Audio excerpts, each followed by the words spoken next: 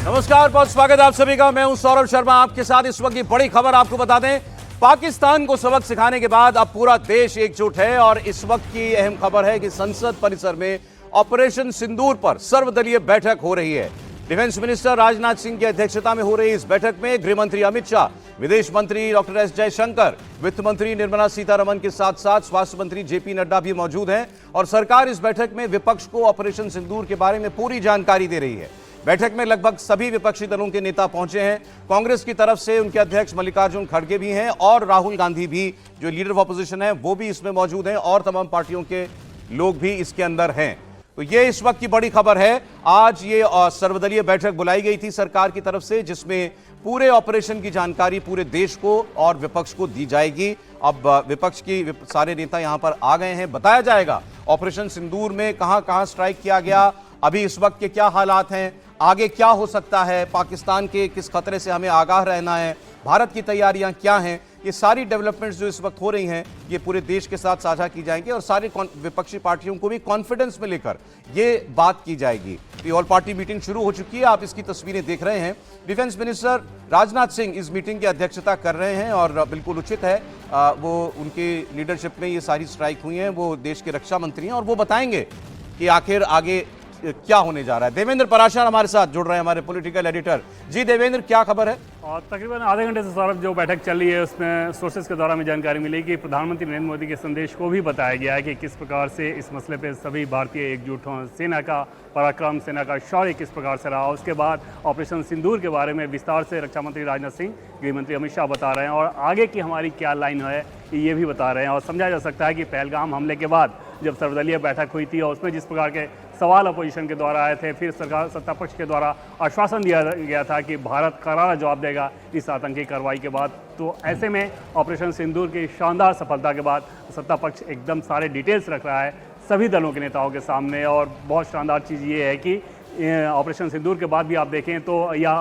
पहलगाम हमले के बाद की कमोबेश एक सुर में पूरा देश बोला है। कुछ राजनीतिक फुलझड़ियों की अगर बेसुरे फुलझड़ियों की बात छोड़ दें तो देवेंद्र आप रुकिए, मेरे साथ हमारे साथ रहिएगा। एक बड़ी खबर पर आपका कमेंट और लेता हूं मैं। सऊदी अरब से खबर है, सऊदी अरब के मंत्री भारत के दौरे पर अचानक पहुंचे हैं। सऊदी अरब के विदेश राज्य मंत्री भारत आए हैं। ये पहले से तय प्रोग्राम नहीं था, ये भारत के दौरे पर इनका आना महत्वपूर्ण है और विदेश मंत्री एस जयशंकर से इनकी मुलाकात हुई। तस्वीरें देखिए आप। इंपॉर्टेंट यह है कि यह मुलाकात शेड्यूल्ड नहीं थी, मतलब ये अभी जो घटनाक्रम चल रहा है उससे जुड़ा हुआ मामला है। सऊदी अरब के विदेश राज्य मंत्री भारत पहुंचे हैं और भारत के विदेश मंत्री से उनकी मुलाकात भी हो गई है। देवेंद्र, इस खबर की क्या अहमियत है?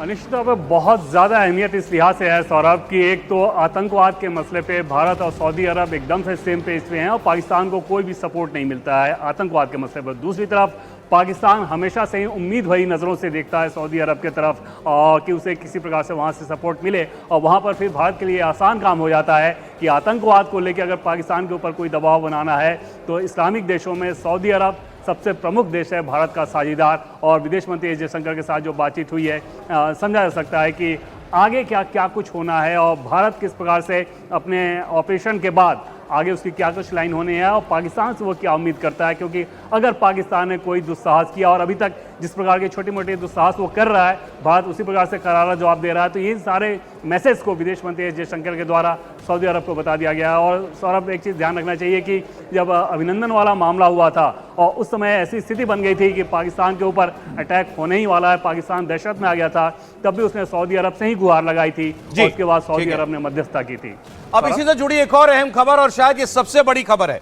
पाकिस्तान के डिप्टी पीएम जो उनके विदेश मंत्री भी हैं, इशाक डार, इन्होंने बड़ा दावा किया है कि भारत और पाकिस्तान के राष्ट्रीय सुरक्षा सलाहकारों में बातचीत हो, भारत के एक्शन के बाद बात होनी चाहिए, ये इशाक डार कह रहे हैं। ये डिप्टी प्राइम मिनिस्टर भी हैं और उनके विदेश मंत्री भी हैं।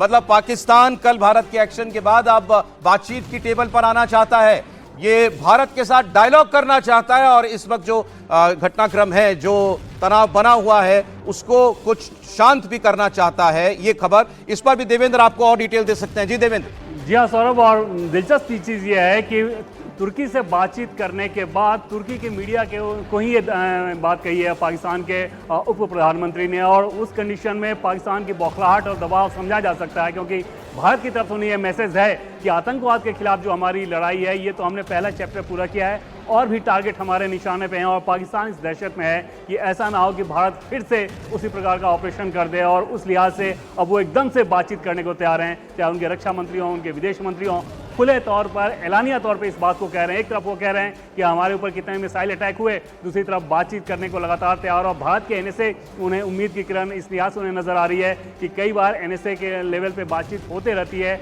इनफॉर्मल तौर पे भी बातचीत होते रहती है, और उस लिहाज से ये मैसेजिंग पाकिस्तान के द्वारा बार बार की जा रही है कि भारत के एनएसए अजीत डोवाल से वो बातचीत करना चाहते हैं ताकि इस मामले को यहीं पर रोका जा सके। सौरभ, इस पर आगे बात करते हैं। देखिए, एक और खबर मैं आपको दे रहा हूं। दरअसल भारत के पास जो अब राफेल जहाज की फ्लीट है, पाकिस्तान में सबसे ज्यादा चर्चा इसी की है और इसका डर भी है। पाकिस्तानी मीडिया से लेकर पाकिस्तान के नेता सब राफेल की गर्जना से कांप रहे हैं। पाकिस्तान राफेल को हिट करने का सपना भी देख रहा है। भारत के हमला करने से पहले जो प्रोपेगेंडा फिट करना चाहता है पाकिस्तान, उसमें राफेल बड़ा महत्वपूर्ण है। राफेल फाइटर जेट जो 3700 किलोमीटर की रेंज में अपने टारगेट को ध्वस्त करने का दम रखता है, ये एक बड़ा महत्वपूर्ण बिंदु है इस वक्त पाकिस्तान के अंदर जो कुछ भी माहौल बना हुआ है उसमें। स्टूडियो में हमारे साथ 4 मेहमान हैं। लेफ्टिनेंट जनरल नितिन गोली हमारे साथ हैं, जनाब स्वागत आपका। लेफ्टिनेंट जनरल संजय कुलकर्णी जी हमारे साथ हैं, सर स्वागत आपका भी। मेजर जनरल राजन कोचर जी आ चुके हैं, सर स्वागत आपका। और एयर वाइस मार्शल पीके श्रीवास्तव साहब हमारे साथ हैं। पहले ये जो डिप्लोमेटिक मैन्यूवरिंग करने की कोशिश कर रहा है पाकिस्तान, इसकी मैं एक बार चर्चा करना चाहता हूं। सर, उनका डिप्टी प्राइम मिनिस्टर कह रहा है एनएसए टू एनएसए बातचीत होनी चाहिए भारत और पाकिस्तान के बीच में, लेकिन मत भूलिए पाकिस्तान का एनएसए कौन है? आईएसआई का चीफ उनका। जी देखिए, पाकिस्तान का जो एनएसए है वो पाकिस्तानी मिलिट्री एस्टैब्लिशमेंट है। मौलाना मुनीर, जनरल मुनीर का वो एक तरीके से नुमाइंदा बंदा है। अगर वो ये कोशिश कर रहा है कि हम बात करें, इसका मतलब जो मैसेजिंग करनी थी भारत को कि हम सटीक और सही निशाना मारेंगे, एस्केलेशन लैडर को नहीं क्लाइम कर रहे हैं जब तक तुम क्लाइम नहीं करोगे, लेकिन मैसेज बड़ा साफ है कि हमें पता है तुम कहां हो और जहां हो वहां हम जाके तुमको मारेंगे प्रिसिशन के साथ, बिना किसी कोलैटरल डैमेज से। सौरभ, अगर आप इसको कंपेयर करिए, जो इजरायलीज ने गाजा पर उनके टेररिस्ट कैंप्स में अटैक किया था या टेररिस्ट स्ट्रक्चर्स पर अटैक किया था, वहां कितना कोलैटरल डैमेज हुआ था। इवन अमेरिकन से जब अटैक किया हूतीज के ऊपर, उसमें कितना डैमेज हुआ। आप देखिए भारतीय वायुसेना की, इसलिए हमें सैल्यूट करना चाहिए एज ए देशवासी and as an ex air warrior, कि ऐसा निशाना कि जो उनके गुंबद में घुस गया और उनके वो बेसमेंट तक पहुंच गया।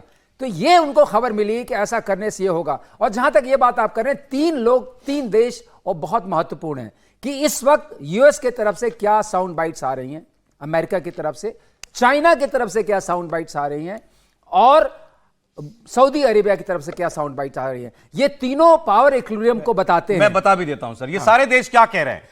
कल भारत की एयर स्ट्राइक्स के बाद पूरी दुनिया में किसी देश ने इसको कंडेम नहीं किया। किसी ने नहीं कहा कि भारत ने जंगी माहौल बनाया या भारत को पाकिस्तान पर हमला नहीं करना चाहिए था। सबने ये कहा जो हो गया वो ठीक। ज्यादातर मुल्कों ने यह कहा आतंकवाद के खिलाफ एक्शन लेना ही चाहिए। इसमें इजराइल का तो बड़ा स्पष्ट रुख है, आतंकवाद पर नो कॉम्प्रोमाइज। सब देश जो हैं चाहते जरूर हैं कि अब माहौल जो है थोड़ा शांत हो जाए, लेकिन भारत की कार्रवाई की निंदा किसी ने नहीं की है। यह बहुत महत्वपूर्ण है। अब आप समझिए पाकिस्तान की बात। पाकिस्तान भी जो बात अभी एयर मार्शल साहब कह रहे थे, 25 मिनट 9 टारगेट 24 मिसाइल, 25 मिनट में 24 मिसाइल अपने टारगेट पर पहुंच गई। पाकिस्तान का कोई एयर डिफेंस सिस्टम एक मिसाइल नहीं रोक पाया। तो यह डर तो पाकिस्तान की सेना को है ना कि अगर यह मामला आगे बढ़ाया, हम अभी नहीं रोक पाए 24 मिसाइल, जबकि पाकिस्तान पूरी तरीके से तैयार था, पूरी तरीके से अलर्ट था। 2 हफ्ते से उसको मालूम था भारत कोई एक्शन लेगा, लेकिन उसका सारा एयर डिफेंस सिस्टम धरा का धरा रह गया। सारी मिसाइलें अपने टारगेट पर पहुंच गई और कितनी तबाही मचाई है वो तो आपने देखा। ऐड कर दूं जी, पाकिस्तान यह भी जानता है कि अगर फुल फ्लैश कन्वेंशनल वॉर होती है तो with in a window of 1 to 2 hours 360 strikes will be done by India. That is a very average case. Saturation rate, जब आप बाहर से आए हुए स्ट्राइक को रोक नहीं सके, सिर्फ 9 स्ट्राइक्स हमने किए हैं। यह जब होगा वहां का एयर डिफेंस सिस्टम में कुछ दम नहीं। आप कह रहे हैं भारत की क्षमता 2 घंटे में 360 मिसाइल दागने। 360 स्ट्राइक्स होंगी मिनिमम। मैं आपको बाहर बैठे कह रहा हूं, अंदर वाले पता नहीं क्या प्लान कर रहे हैं। तो ये कैपेबिलिटी है और पाकिस्तान इस कैपेबिलिटी को जानता है। साथ में ये भी हम कहेंगे, हम ये करने वाले हैं, हम नहीं कह रहे, भारत नहीं कह रहा। भारत ने सिर्फ इतना कहा आतंकवाद को हमें झटका देना था, हमने कर दिया अपना काम। भारत ने बार बार कहा हम एस्केलेशन भी नहीं चाहते। अब यह पाकिस्तान के ऊपर है कि उसको शांति चाहिए या ये मामला बढ़ाना चाहता है। और मामला बढ़ाना है तो बता चुके हैं मार्शल साहब कि वायुसेना ने अभी 24 मिसाइल मारी, तुम नहीं रोक पाए, 360 आ जाएंगे। इसी को क्यों लेके कह रहे हैं, उनको पता है, इसलिए शक्ति से शांति। जी, अगर शक्ति नहीं है शांति नहीं होगी। जब तक उनको यह पता था कि भारत जो है सॉफ्ट स्टेट है, हम पर चोट लगेगी, हम कहेंगे अच्छा अगली बार से मत करना, it's not in the interest of global piece. फिर उन्होंने चोट मारी, फिर चोट मारी, फिर चोट मारी। अब आपने सर ये तो बता दिया कि भारतीय वायुसेना की क्षमता क्या है। अब जरा बात करते हैं कि वो हम करते किन हथियारों के दम पर है, क्योंकि अब ये ओपन नॉलेज है चर्चा और ये इसकी कल से पाकिस्तान में यही बातें हो रही हैं कि ये कौन सी मिसाइल थी भाई, ये कौन से बम थे जो हम नहीं रोक पाए। राफेल ने अपना काम कर दिया। अब उसमें जो मिसाइलें लगी थीं, जो एक बम तो आप गिरता हुआ देख रहे हैं, बाकी एक्सपर्ट मेहमान है ये आपको बताएंगे। दूसरी ऐसी है मिसाइल का नाम है स्कैल्प मिसाइल, जो 250 से 500 किलोमीटर तक वार करती है। बहुत लोग कह रहे हैं, एक्सपर्ट्स बता रहे हैं कि शायद स्कैल्प मिसाइल से ही हमला किया गया था। ये स्कैल्प मिसाइल की ही मचाई हुई तबाही है। अब ये क्रूज मिसाइल बॉर्डर क्रॉस करती है और अपने टारगेट को ध्वस्त किए बिना ये कहीं और नहीं गिरती। ये इसकी क्षमता है और इसके लिए एयरफोर्स ने स्कैल्प मिसाइल को ही सिलेक्ट किया। स्कैल्प मिसाइल हार्ड टारगेट जैसे बंकर्स, कमांड सेंटर्स, किलाबंदी जहां पर हो, उसको उड़ाने में क्षमता से लैस है। पहले ये टारगेट को पेनिट्रेट करती है और फिर इसमें लगा बम जो है उसमें विस्फोट होता है, जिससे ज्यादा जो है दूसरी तरफ कैजुअलिटी होती है, जो आपने देखा कल कि आतंकवादी जो है इतनी बड़ी नंबर में मारे गए हैं। जनरल कोहली, यही वजह है और यही जो हमारे हथियार हैं इनकी क्षमता की पाकिस्तान आना चाहता है बातचीत की मेज पर। देखिए, जो कल का जो अटैक हुआ है, परसों का रात का, उसमें आर्मी ने और एयरफोर्स ने मिलकर के, हमारे जहाज किसी ने भी क्रॉस नहीं किया, अलग अलग हथियारों का इस्तेमाल हुआ है। स्कैल्प मिसाइल एक ऑप्शन है, ब्रह्मोस दूसरी ऑप्शन है, राफेल के अपने मीटियोर मिसाइल्स हैं जिनकी रेंज भी तकरीबन 100 से ज़्यादा है, वो भी एक ऑप्शन है, और जो लॉइटरिंग अम्यूनिशन या यूएवी के थ्रू इस्तेमाल किए गए हैं। अब कौन सी जगह कौन सा इस्तेमाल किया गया, बट बेसिक बात यह है कि हमारे पास टारगेट की बड़ी सही इंटेलिजेंस थी कि किसकी दीवार कितनी मोटी है, किसके लिए कौन सा इस्तेमाल किया जाए, और बड़ी एक्यूरेसी के साथ ये इस्तेमाल किया गया है, जो कि एक्चुअली पूरे वर्ल्ड के लिए एक एग्जाम्पल है कि बाकी जगह इतनी सफाई के साथ कभी काम हुआ नहीं है। और एक बात मैं इसमें ये बात कहना चाहता हूँ कि ये जो बातचीत करना चाहते हैं और जो ये संदेश इनके आ रहे हैं, और उनके सऊदी अरेबिया के मंत्री भी यहाँ पर आए हैं, ज़रूर पाकिस्तान ने इनको रिक्वेस्ट किया होगा, क्योंकि इस समय डरे हुए हैं। इनको अपनी ताकत और हमारी ताकत के विषय में मालूम है कि ये लड़ाई नहीं कर सकते किसी भी हालत में। पहले वो गीदड़ धमकी देते रहते थे। हमें भी अपना इकोनॉमी को डेवलप करना है, हमने जो मैसेज देना था वो मैसेज दे दिया, तो जो भी हमारी सरकार ठीक समझेगी करेगी। लेकिन एक बात हमें आगाह रहना चाहिए कि पाकिस्तान विश्वसनीय देश नहीं है। ना उसने शिमला एग्रीमेंट को फॉलो किया, ना आगरा में जो एग्रीमेंट हुआ उसको फॉलो किया, ना किसी और को फॉलो करेगा। वो तो इस समय डरा हुआ है, तो आपसे कंप्रोमाइज़ करना चाहता है। हमारी सरकार जो इस समय बैठी है बड़ी सोच समझ के काम करती है, एंड आई एम श्योर इस विषय में वो बिल्कुल ठीक डिसीजन लेगी। वो उसके दिमाग को हम भी पढ़ते हैं ना सर, मतलब सबको मालूम है वो कुछ कर सकता है, तो उसकी तैयारी हमारी तरफ होगी बिल्कुल। वो अब आपने देखिए राफेल की बात हो गई, स्कैल्प मिसाइल की बात हो गई, एक दूसरे हथियार जिसकी कल से बहुत चर्चा और शायद ये भी इस्तेमाल हुआ, ये है हैमर। अब हैमर क्या है? ये दुश्मन के लिए मौत का सामान है। ऑपरेशन सिंदूर में सेना ने हैमर बॉम्ब का भी इस्तेमाल किया। ये एयर टू एयर हथियार है, रेंज 70 किलोमीटर तक है, 125 किलोग्राम से लेकर 1000 किलोग्राम तक ये वजन का जो गोला बारूद है वो ले जा सकता है। इसकी फ्रांसीसी रक्षा कंपनी सैफरन ने इसको बनाया है। ये बम इलेक्ट्रॉनिक जैमिंग से बच सकता है और इससे मुश्किल इलाकों में कम ऊंचाई से दागा जा सकता है। और इस बम की खासियत यह है कि ये स्थिर और चलते हुए दोनों किस्म के टारगेट्स को तबाह कर सकता है। आतंकी लॉन्च पैड्स को, कमांड पोस्ट को सटीक हिट करने की क्षमता से लैस है। दुश्मन के रडार से बचते हुए मजबूत बंकरों को भी ये तबाह कर सकता है। सर, इस पर कुछ बोलना चाह रहे हैं? मैं आ रहा हूं बाकी दोनों मेहमानों के पास। इसमें एक बात है, हैमर का फुल फॉर्म बता दूं तो शायद अच्छा लगेगा। Highly agile modular munition extended range. इसकी खास बात यह है कि आपने 250 से 1000 किलो के बॉम्ब लिए और उस बॉम्ब में अगर ये किट लगा दी, इलेक्ट्रॉनिक्स किट है, तो ये अपने कोऑर्डिनेट जो दिया गया है उस पर जाके गिरेगी और कहीं नहीं गिरेगी।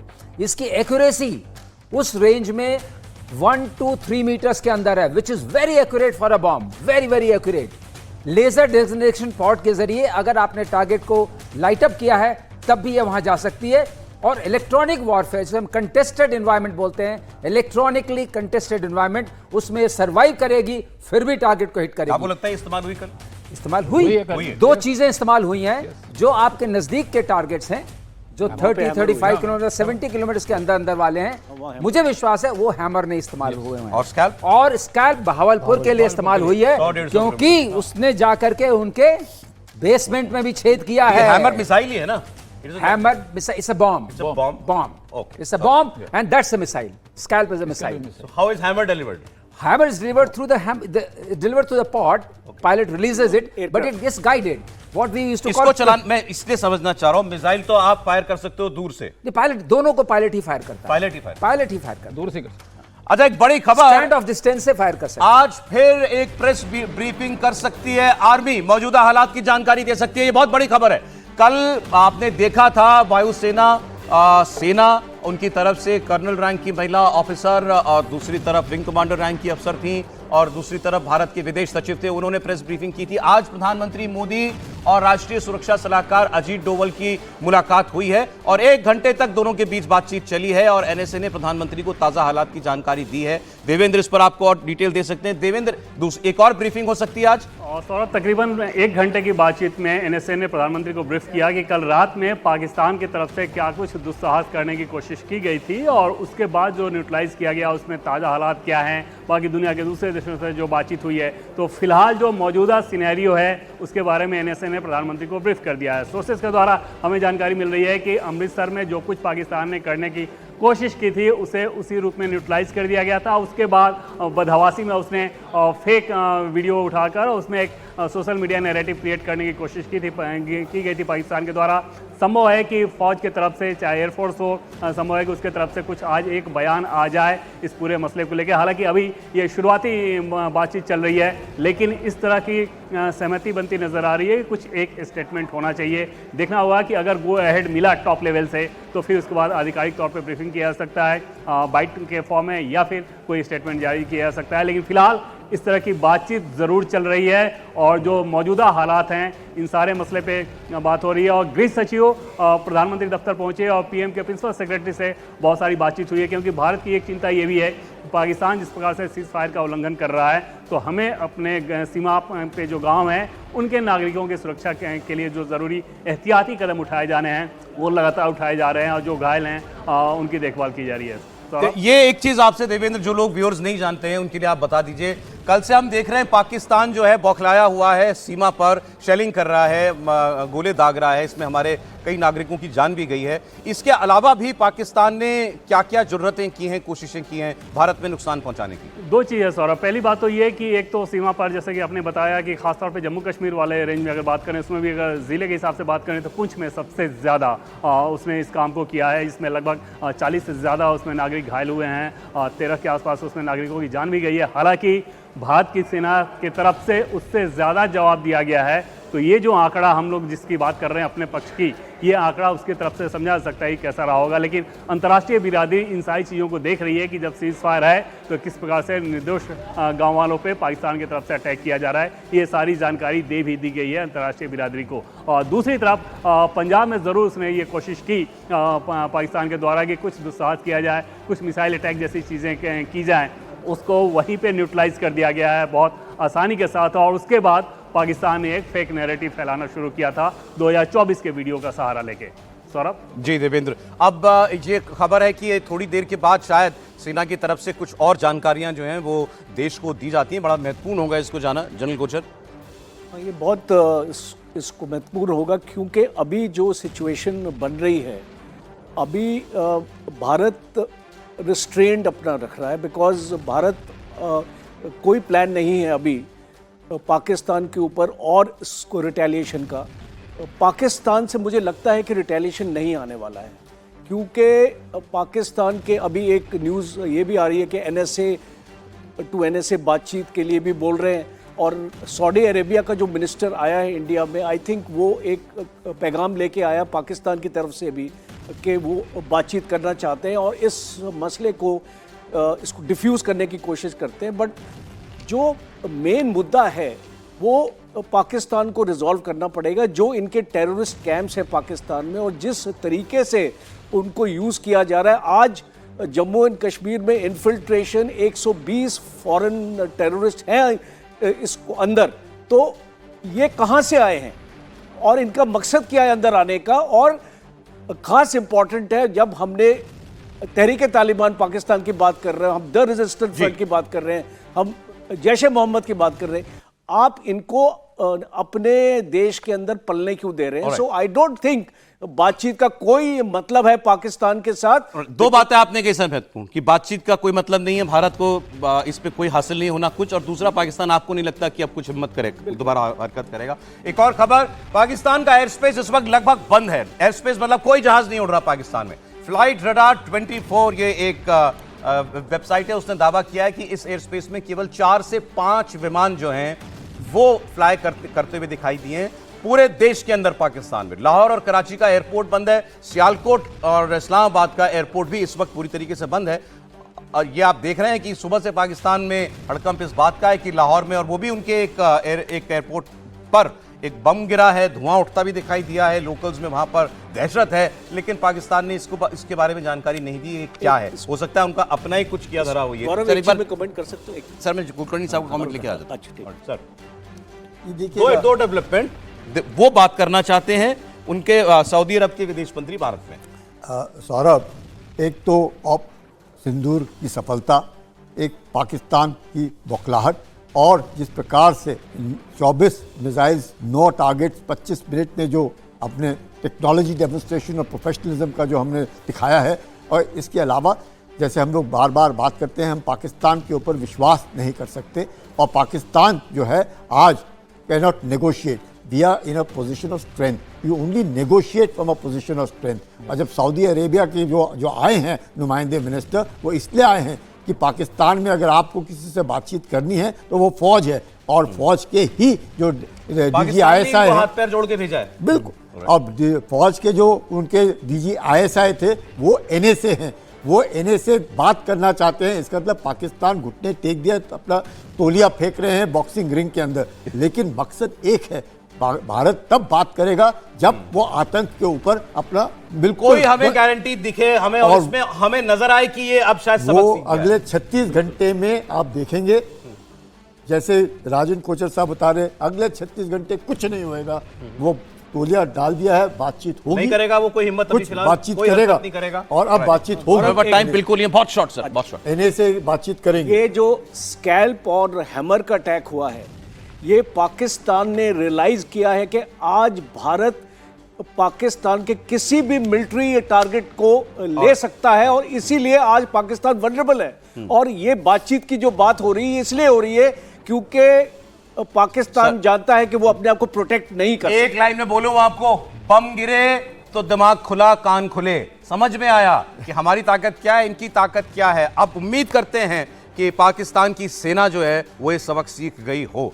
पाकिस्तान में जंगी सायरन बज रहे हैं, और इस बीच इस वक्त LOC पर क्या चल रहा है, कश्मीर में, गुजरात में क्या हुआ, राजस्थान पंजाब बॉर्डर पर क्या हलचल है, इसका सीधा लाइव अपडेट एक ब्रेक के बाद देखते रहिए इंडिया टीवी।